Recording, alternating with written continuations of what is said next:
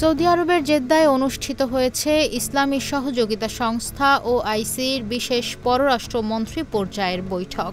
গাজায় ইসরায়েলের চলমান আগ্রাসনের বিরুদ্ধে এক বাক্যে ৩৮ দফা প্রস্তাব পাশ হয়েছে। সেখানে রয়েছে যুদ্ধবিরতি, নিষেধাজ্ঞা ও আন্তর্জাতিক আদালতের দাবিও। ইসরায়েলের আগ্রাসনের বিরুদ্ধে সরব হল মুসলিম বিশ্ব। জেদ্দায় OICর ২১তম বিশেষ বৈঠকে সর্বসম্মতভাবে গৃহীত হয়েছে ৩৮ দফা ঘোষণা।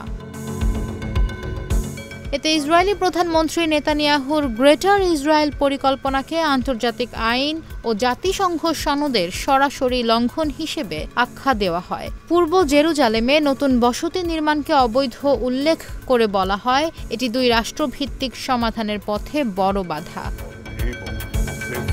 এ সময় ফিলিস্তিনিদের রক্ষায় সমন্বিত পদক্ষেপের আহ্বান জানিয়ে মুসলিম বিশ্বের ঐক্যবদ্ধ প্রতিক্রিয়া ও আন্তর্জাতিক চাপ বাড়ানোর আহ্বান জানান তুরস্কের পররাষ্ট্রমন্ত্রী হাকান ফিদান।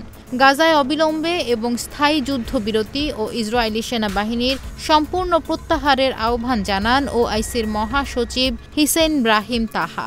সাংবাদিক হত্যাকাণ্ডেরও নিন্দা জানিয়েছেন তিনি।